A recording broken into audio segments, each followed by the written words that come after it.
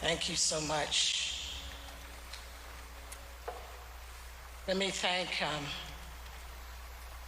Pastor Warnock for opening up the doors of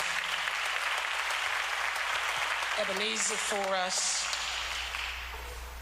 And I want to thank BB and Cece, Marvin, and Stevie Wonder to come, and all of the musical guests, and all of those that worked to bring this together today, this evening. Before my sister Yolanda Bernice King passed, she used to always call me and say, "This is your one and only sister." Afterwards, I picked up her phrase, and sometimes I would call Dexter and say, "This is your one and only sister."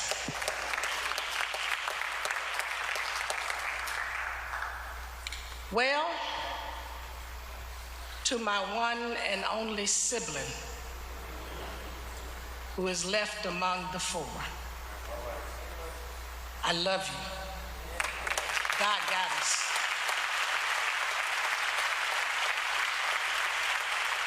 We've been through a lot together. As you said earlier, we lost a lot of family members, many tragically.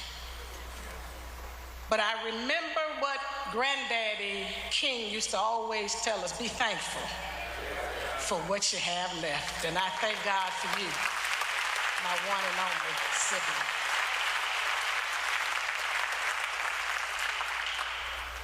To my sister in love, Leah Weber King.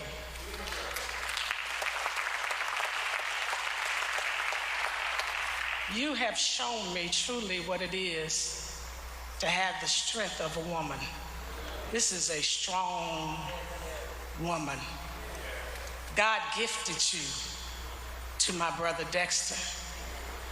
And I thank you, as Martin already said, for your sacrifice, for your dedication, for your commitment. You are truly a ride or die.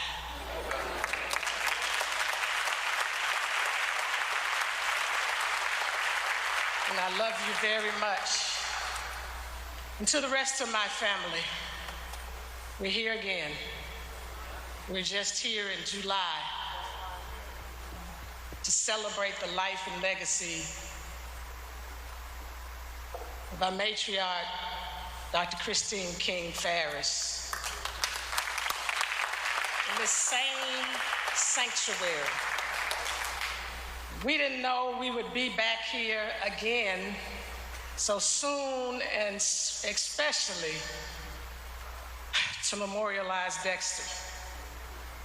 And although it is still unbelievable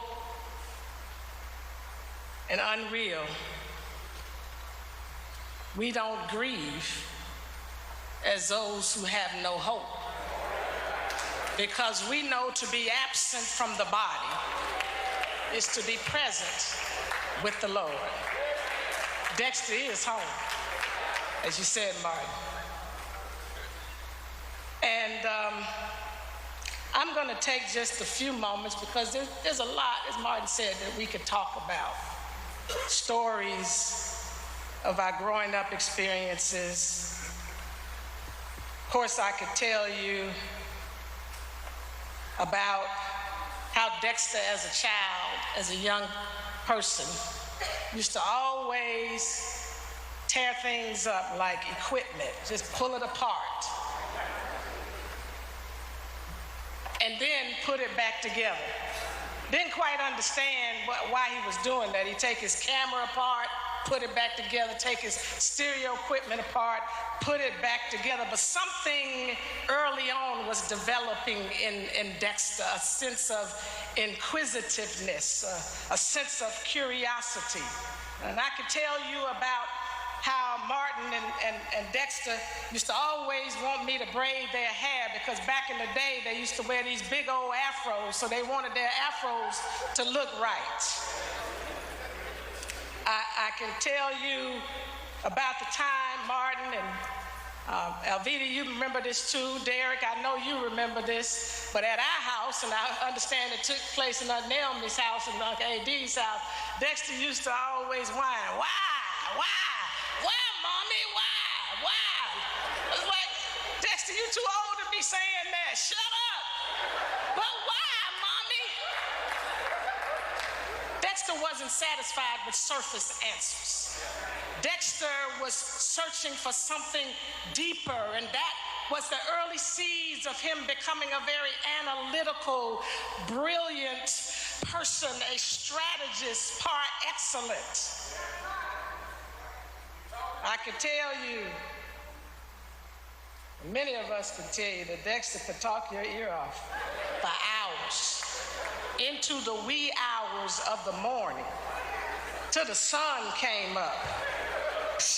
You took about 5 naps by that time. Dexter operated in his own timetable. He marched to the beat of a different drum. Dexter did not follow the pattern that it was set aside. He was on a different clock and a different rhythm. When we went to sleep at night, he was up. That's why he gained the nickname Count Dracula. Dexter was a true night hawk. I remember the time Dexter threatened to run away and did run away. Told Mom, I'm running away. Martin told you we normal families. We faced a lot of trauma in our family, not just our father's assassination, but our uncle mysteriously found in his swimming pool. He knew how to swim very well. We think it was tied into our father's assassination because he knew something. Our grandmother shot across the street at the Heritage Sanctuary of Ebenezer. So we went through a lot.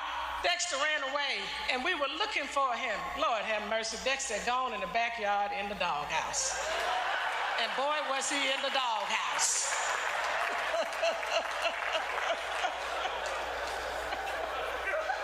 Woo! But you know, my gosh, that was funny. Dexter,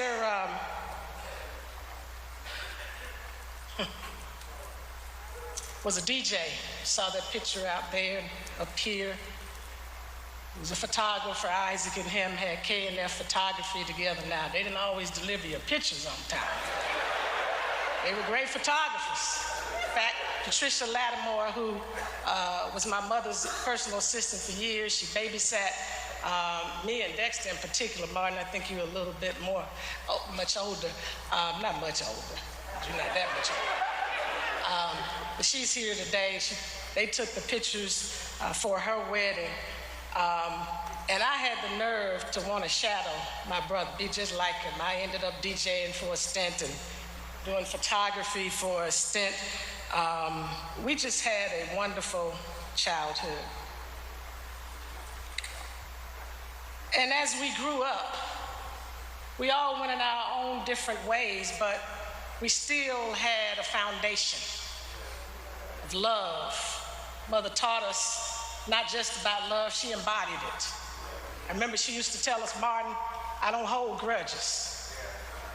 And we knew she didn't hold grudges because things happened to her, and we watched how she still extended herself to people nonetheless. We had an example of love, forgiveness. And as we went in our own ways, we remember our mother telling us, you don't have to be your mama, you don't have to be me, you don't have to be your daddy, just be your best self. And as I look at all of our lives, Dexter, Martin, Yolanda, the two who are no longer with us, and myself, I think we've done a good job of being our best self.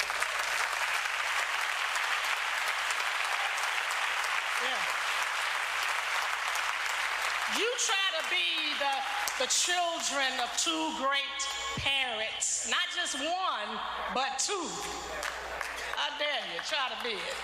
I think we've done a good job.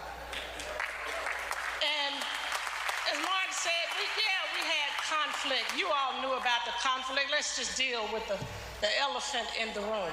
We had some conflict, but not the kind that would separate us in terms of our deep love for one another. I remember the Holy Spirit telling me that your parents lived through a movement and displayed what it means to practice nonviolence.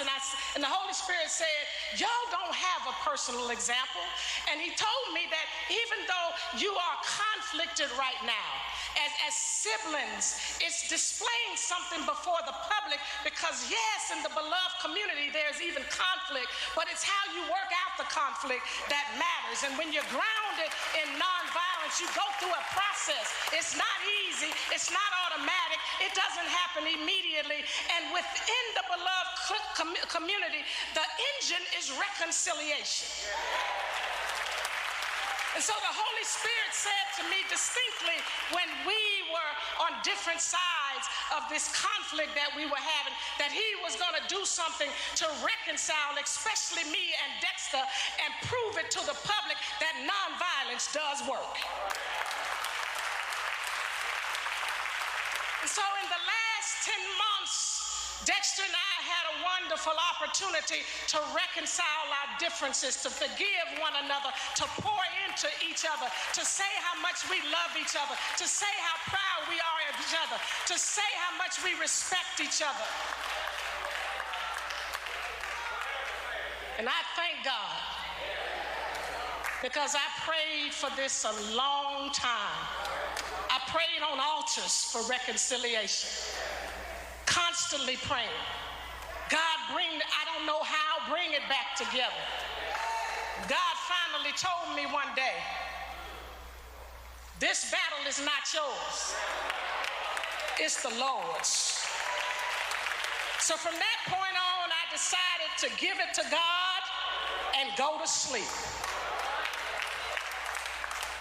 And so, as I come to an end, Dexter Scott King, I want you to know, is a brother just like my other brother who I love dearly. Just because he's gone doesn't mean I don't still love him. I love him dearly.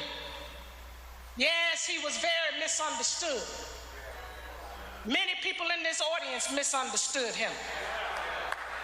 We criticized him. We didn't understand that this was a man early on developing the knacking for seeing far distances. He had an instinct in him to know that certain things needed to be done in a certain timetable, and that's why he was endeavoring to create something in 1995 to 1997 that we would be the benefactors of, called the Dream Center, but the people did not understand it and viciously criticized him. He was before his time. Now we're in a technological age and everybody's got some kind of museum with technology and innovation. Well, we're going to still bring it back home, y'all. We're going to fulfill Dexter's dream in this city with Dr. King. That's Dexter Scott King's legacy. He will live just because he's no longer with us. They didn't understand he was pioneering. He was opening up doors for other people. Intellectual property doors. I remember Bud Smith, I don't want to call you out, but Bud Smith came to me one day and he said, I just want to thank you all for what you did with the King Papers.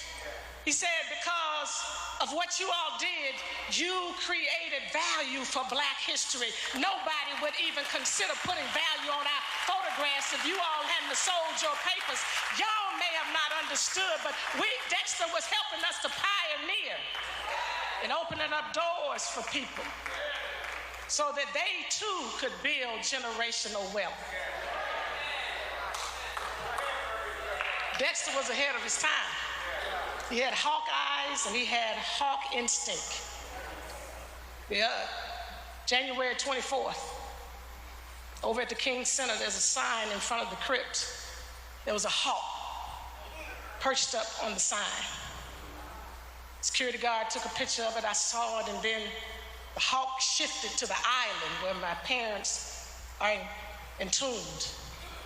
I shared it with Leah, and she said, "Oh my God, that's Dexter's favorite bird." Dexter came home, watching over things, using the intelligence, wisdom, and signifying. I understand hawks signify change. So as I go to my seat, I said that about 3 times because I'm a preacher. In case you didn't know it, yeah, I'm the CEO of the King Center, but I'm still Reverend Bernice A. King. Don't get it twisted.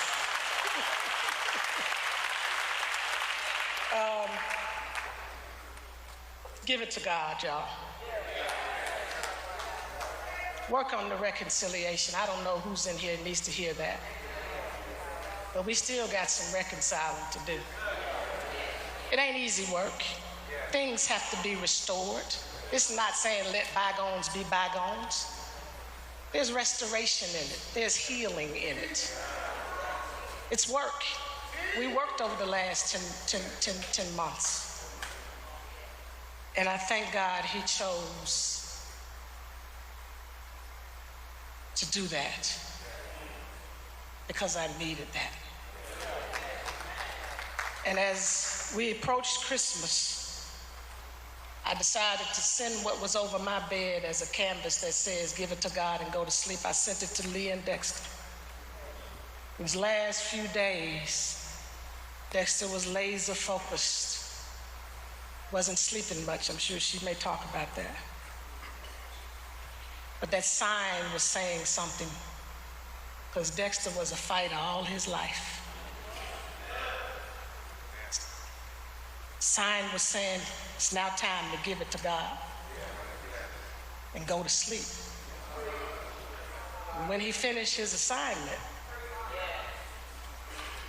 Leah said he started sleeping for a few days. And he slept until he slept into the arms of God. So Dex, you fought a good fight. You finished the race, my brother. You kept the faith. And now there is in store for you the crown of righteousness. Dexter Scott King, you really got your crown as a king now. I love you.